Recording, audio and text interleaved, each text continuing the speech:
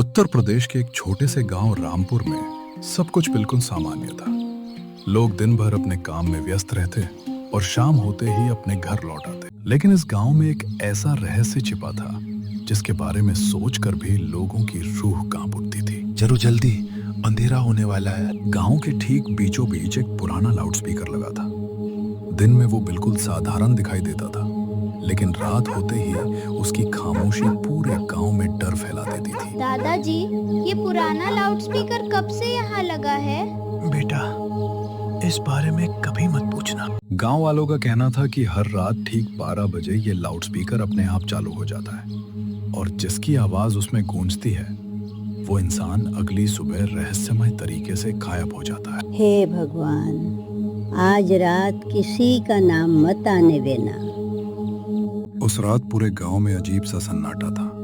कोई भी अपने घर से बाहर निकलने की हिम्मत नहीं कर रहा था। 12 बजने वाले हैं, दरवाजा बंद कर दो। हर घर की खिड़कियां बंद हो चुकी थी। लोगों ने अपने बच्चों को सीने से लगा लिया था, जैसे कोई अनहोनी होने वाली हो। बेटा, चाहे कुछ भी सुनाई दे, बाहर मत निकलना। घड़ी ने जैसे ही रात के 12 बजाए, पूरे गांव की सांसें थम गई। अचानक वर्षों से बंद पड़ा लाउडस्पीकर अपने आप चालू हो गया। उसकी खड़खड़ाती आवाज पूरे गांव में गूंज उठी। कुछ ही पल बाद लाउडस्पीकर से एक डरावनी आवाज सुनाई दी। ऐसी आवाज जिसे सुनकर हर किसी के शरीर में सिहरन दौड़ गई। कल राघव गायब होगा। अपना नाम सुनते ही राघव के चेहरे का रंग उड़ गया। उसके हाथ कांपने लगे और दिल तेजी से धड़कने लगा। नहीं, ऐसा नहीं हो सकता। उसने पूरी रात जागकर बिताई। उसे डर था कि अगर उसने आंखें बंद की तो शायद वो अगली सुबह कभी नहीं देख पाएगा। मैं कहीं नहीं जाऊंगा, मैं यहीं रहूंगा। लेकिन अगली सुबह जब उसके घर का दरवाजा खोला गया तो राघव वहां नहीं था।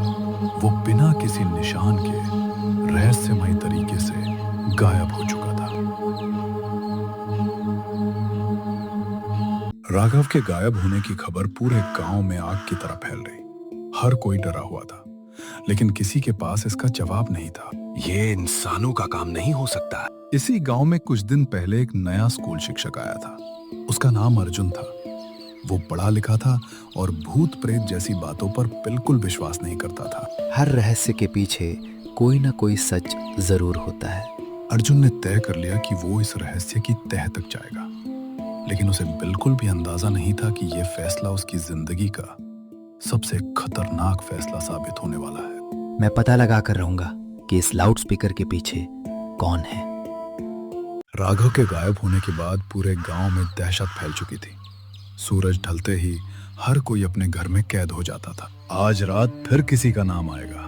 अर्जुन गांव के चौक में खड़ा उस पुराने लाउडस्पीकर को ध्यान से देख रहा था। उसे यकीन था कि इसके पीछे कोई इंसान है। अगर ये किसी की चाल है तो आज उसका पर्दाफाश होगा। रात के ठीक 12 बजते ही वही खड़खड़ाती आवाज फिर पूरे गांव में गूंज उठी। कुछ पल की खामोशी के बाद एक नाम पूरे गांव में गूंजा। कल मोहन गायब होगा। अपना नाम सुनते ही मोहन के पैरों तले जमीन खिसक गई। उसकी आंखों में साफ डर दिखाई दे रहा था। नहीं, मैं नहीं मरूंगा। डर के मारे मोहन ने पूरी रात अपने परिवार के साथ बिताई। किसी की भी आंखों में नींद नहीं थी। कुछ नहीं होगा, मैं तुम्हें अकेला नहीं छोड़ूंगी। मोहन भी बिना कोई निशान छोड़े गायब हो चुका था। फिर वही हुआ। अब पूरे गांव में चीख पुकार मच गई। लोग समझ चुके थे कि ये कोई साधारण घटना नहीं है। अब हमारी बारी भी आ सकती है। अर्जुन ने तय किया कि अब वो डरकर नहीं बैठेगा। वो खुद इस रहस्य की जांच करेगा। जब तक सच नहीं मिलेगा, मैं चैन से नहीं बैठूंगा। उसने सबसे पहले लाउडस्पीकर के तारों की जांच की, लेकिन हैरानी की बात यह थी कि उसमें बिजली का कोई कनेक्शन ही नहीं था। बिना बिजली के ये कैसे बोल सकता है? उसी समय पीछे से किसी बूढ़े आदमी की आवाज सुनाई दी। बेटा, कुछ राज ऐसे होते हैं जिन्हें जितना खोजोगे उतना फंसते जाओगे। बाबा, आप इस लाउडस्पीकर के बारे में क्या जानते हैं? बाबा की आंखों में डर साफ दिखाई दे रहा था, जैसे वो कोई ऐसा सच जानते हों जिसे बताने से भी डर लगता हो। 50 साल पहले इस गांव में एक बहुत बड़ा पाप हुआ था। इतना कहकर बाबा चुप हो गए। अर्जुन समझ चुका था कि इस रहस्य की शुरुआत 50 साल पुराने एक खौफनाक सच से हुई थी। बाबा, आखिर 50 साल पहले हुआ क्या था? बाबा ने गहरी सांस ली और 50 साल पुरानी उस रात की कहानी सुनानी शुरू की, जिसे सुनकर अर्जुन के रोंगटे खड़े हो गए। बेटा, ये कहानी नहीं, हमारे गांव का सबसे बड़ा पाप है। 50 साल पहले इस गांव में एक ईमानदार रेडियो मैकेनिक रहता था। उसका नाम था श्याम। पूरे गांव में वही खराब रेडियो और लाउडस्पीकर ठीक करता था। श्याम जैसा सीधा इंसान पूरे गांव में नहीं है। एक दिन गांव के मंदिर से सोने का मुकुट चोरी हो गया। बिना किसी सबूत के गांव के 7 ताकतवर लोगों ने चोरी का इल्जाम श्याम पर लगा दिया। चोरी इसी ने की है, इसे छोड़ना मत। श्याम बार बार अपनी बेगुनाही की भीख मांगता रहा, लेकिन किसी ने उसकी एक नहीं सुनी। मैंने कुछ नहीं चुराया, भगवान के लिए मेरी बात सुन लो। गुस्से में अंधे उन 7 लोगों ने श्याम को गांव के बाहर बने पुराने कुएं तक घसीट लिया। छोटे छोटे बच्चे हैं, मुझे मत मारो। कुछ ही पलों बाद उन लोगों ने श्याम को जिंदा उसी सूखे कुएं में धक्का दे दिया। कुएं में गिरते समय श्याम की आखिरी आवाज पूरे गांव में गूंज उठी। मैं लौटूंगा और असली गुनहगारों को एक एक करके अपने साथ ले जाऊंगा। बाबा की आंखों से आंसू बहने लगे। इतने सालों बाद भी उस रात का डर उनके चेहरे पर साफ दिखाई दे रहा था। उस दिन हम सब चुप रहे और यही हमारी सबसे बड़ी गलती थी। अर्जुन को अब समझ आ चुका था कि ये सिर्फ एक भूत की कहानी नहीं, बल्कि अधूरे इंसाफ की कहानी थी।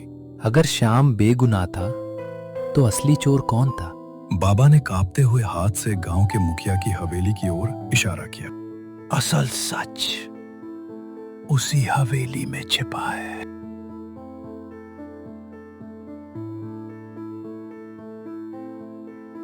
अर्जुन उसी रात चुपके से मुखिया की हवेली में घुस गया।